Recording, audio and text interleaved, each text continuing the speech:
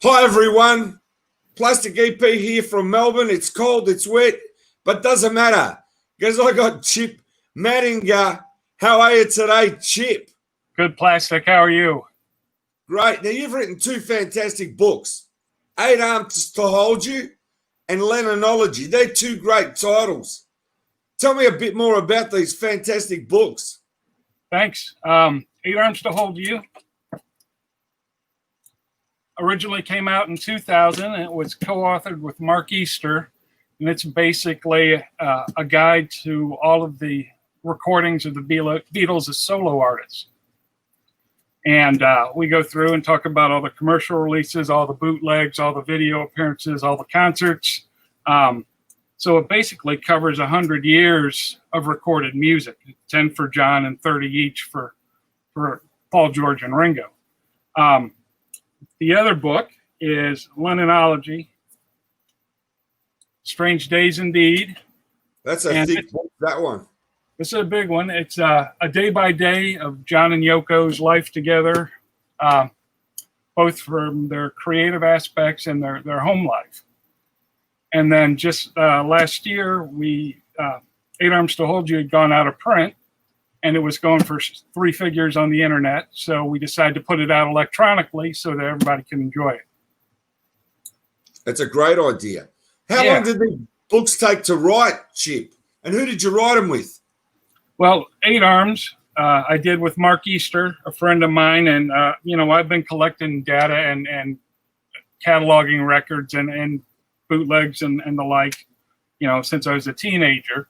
So I kind of wrote the book that I always wanted, but hadn't been written yet. So that one, once we gotten our act together, probably took about 2 years to put together. And Lennonology, I was looking to do updates on Eight Arms to broaden the scope. And I never got past John. So that's where Lennonology came from. And future volumes of that are going to take a more Eight Arms type look into John and Yoko's recordings and films and books and be-ins and happenings and pretty much every artistic aspect of their career. I know it's very hard to summarize things, but what I'd like to know is, with their careers, even though the Beatles split, how close were Paul and John after that? When they were doing recordings, were they sharing their recordings between each other, or basically for a while they didn't want to talk to each other? What do you think? I think they wanted a separation for a while there, and the way that they'd hear each other's recordings was because they were both presidents of Apple Records. So John would get his copies of Paul's discs, and I know he spoke out about RAM, and you know the whole story with obviously and too many people. And then I think they gradually started to warm to one another as the 70s went on.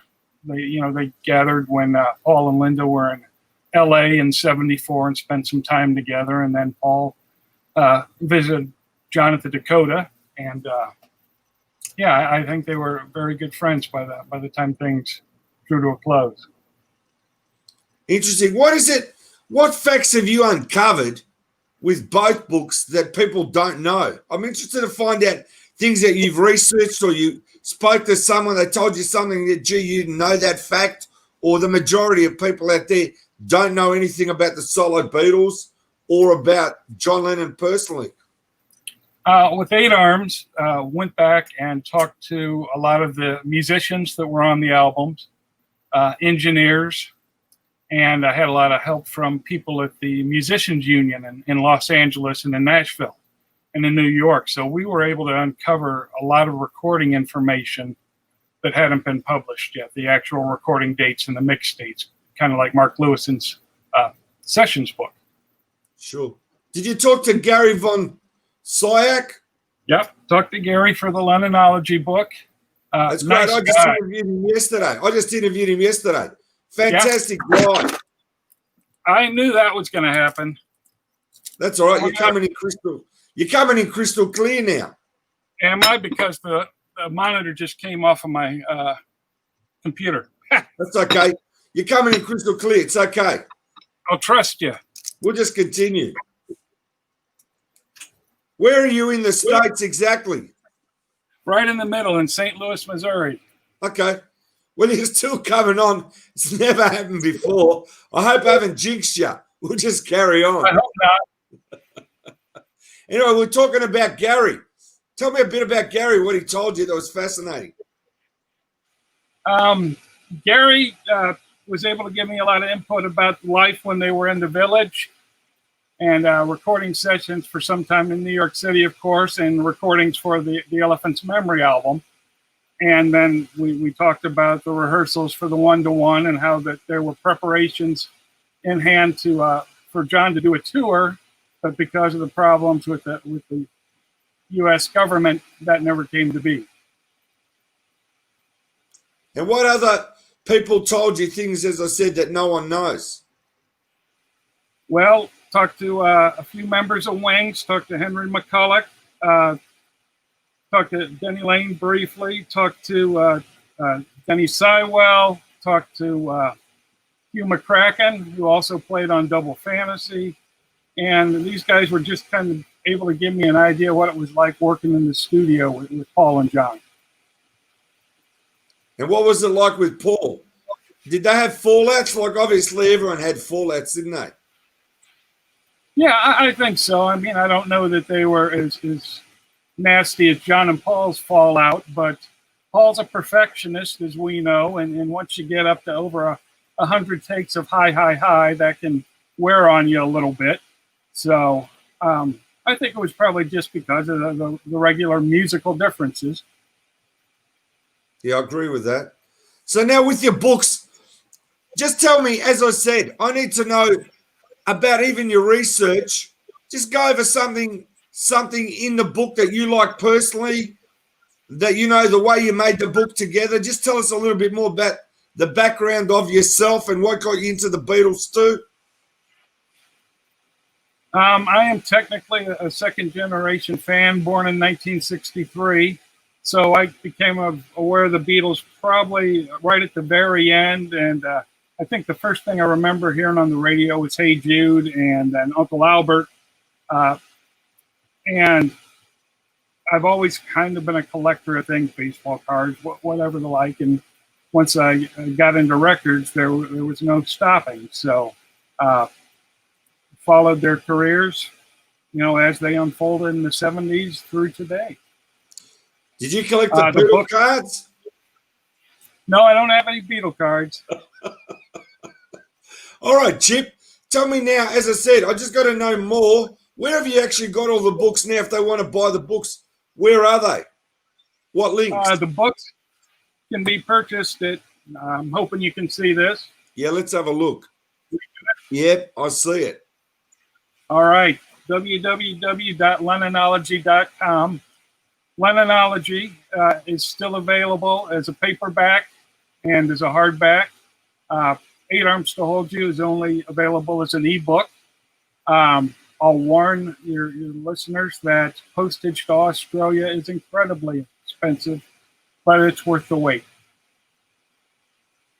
Inside Lennonology, can you show me some of the book inside, some of the pages, if it's no trouble? That's a whopper of a book, man. This one I think comes in at almost 600 pages. This is a hardback edition. Yep. And it's all written without foresight. So you can read along and things will unfold as they did from day by day. A lot of illustrations with correspondence, pictures. I think there are some recording sheets in there. That's great. So this one I co-authored with Scott Riley. Yep. Who's works out at the University of Colorado, and we basically started researching from scratch on this. I wouldn't read any Beatles books at all because I didn't want to get anything conflated in my head while I was writing. So Scott would do a lot of that research, and we made sure that things were verifiable from a number of sources before we put them in. Just we cross-referenced everything, and as a result, I think it's a very solid piece of research. That's great because that's a lot of work. Did you ever meet Paul or John? 15 years on Lennonology, by the way. Gee, that's met a lot. Paul. Yeah, it kept going. I'm 13 years into a 2-year project is what it came out to be. 13 years late. Mark Easter and I met Paul in 1994 when Linda was out. St. Louis was a test market for her frozen foods. So there was a press conference here in town, and then we wrangled passes and were able to talk with them and get some nice things signed. It's amazing. Now, just to ask you, with the research, see, this is what people don't understand. When you write a book and it takes you up to 15 years, that's really what they're paying for. I mean, you're not putting your time down in hours. But, I mean, a 600-page book, it's like, I don't know if you've heard of June Southland Kessler. Yes. Okay, what happens is I interview her frequently, and she's doing a 9-part series book, like 9 books on John Lennon, and she's done 4, and she's doing 5 now, and it's taken her 35 years to write 4 books, which is amazing. And those books are as thick as anything. I can't believe it myself.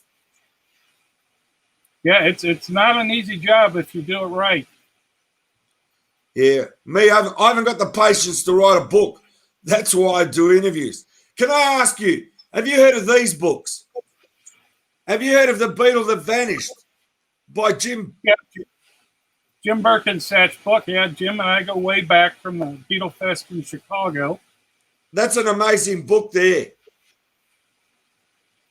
When I get it up. Doesn't like the light. But that's an amazing book. You agree on Jimmy Nicol? Yeah. I'm in the blind here, so I can't see what you're holding up, but I'll try. No, that's just the book. Can I ask you, did you ever come across any research or you got any knowledge on Jimmy Nicol? No, that was kind of outside of the scope of both books, so it was good to leave it in Jim's hands. I understand. Here's another book I got. I don't know if you know Michael A. Hill. He went to school with John Lennon, and he's got a book that's called John Lennon and the Book, The Boy Who Became a Legend. John Lennon, the Boy Who Became a Legend. I was lucky enough to interview Michael twice and do a half-hour documentary. He invited me to his house and he went through all the story. That's on Plastic EP Live TV. You can see all that. Like, you'll be able to see Chip's interview too. So have you heard of Michael? Yeah, I've heard of Michael. I went and researched a quote from John where he actually talked about Michael in the record. Right. So do you plan to do like a podcast or something eventually, or come more on the net and have a show talking about the Beatles and your knowledge? Would you like to do something like that in the future? Sure. I'm not sure that Mark and I will do a podcast of our own, but we're available to talk to people whenever they'd like. Plenty to talk about. You know about the 8 Arms to Hold You? You know that was the original title, and they changed it. That's right. We had not been able to title the book. And one day I just said to Mark, I said, I don't want to come up with an 8 Arms to Hold You, meaning something that we titled and then went back and changed the title later. He said, that's it. And it stuck from there. Is there anything else you'd like to tell the viewers about the books? They're both unique in that you can kind of pick them up and start anywhere. You can either read them from start to finish, or you can, 8 Arms is more helpful in organizing one's collection. And the Lennonology, you can kind of pick it up and read from any point. They don't need to sit down and be digested all at once. See, that's a great idea. I'm like that. I basically browse through the pictures, then I start reading parts that actually interest me. I don't usually start from the start to the end. So that's a great idea there, Chip. But as I said, growing up and like being with the Beatles, like a second-generation fan, I'd say you were, yeah? Yeah. How did you find it then? Did you talk to a lot of people, first-generation fans as well? We didn't talk to the fans as much as we did to the people that were involved in making the recordings, or else who might have been Lennon's personal assistants or somebody that was involved in making the art. That was our primary interest. Did you talk to Elliot Mintz? Didn't talk to Elliot. We wanted to present a completely unbiased book. And I think, and so we didn't talk to Yoko. We felt that we wouldn't have the flexibility that we thought the book demanded if we talked to the Lennon estate. Okay, when you spoke to members of Wings, I'm just saying, I mean, they all got different personalities, but how was it? Who was more interesting to speak to, apart from, we're not talking about Paul or Linda, but who was more fascinating when you spoke to them? Which person interests you the most? I think Henry McCulloch, he was a blast. Talking to him long distance to Ireland, probably as far as it is from where we are, our spread here, but it was a real surprise to get a $150 phone bill. I see. Part of the book. Hopefully you get that back in sales. And as I said, before you go, I want you to hold up the books in a second. But I want to know more about Denny Lane, right? I find him fascinating.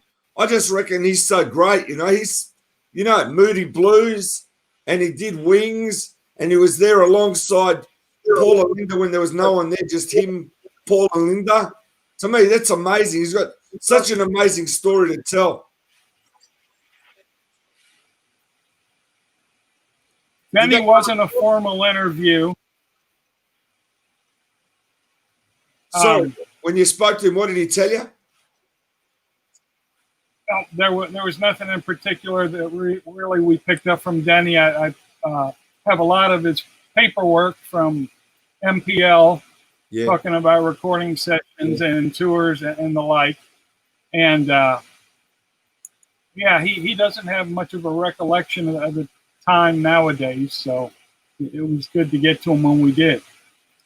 All right, Chip, I got to tell you, this is a fantastic interview. Again, please hold up the books, each one, and tell me again where the links are so people can find it and buy these great books from you. All right. They're all available at Lennonology.com. Yep. Lennonology.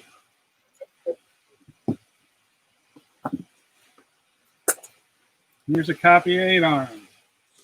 I've seen both those books in Australia, so you got no problem. They are out here. I have seen them and gone through it. I like the way you got the cover, Lennonology with the glasses on the front cover.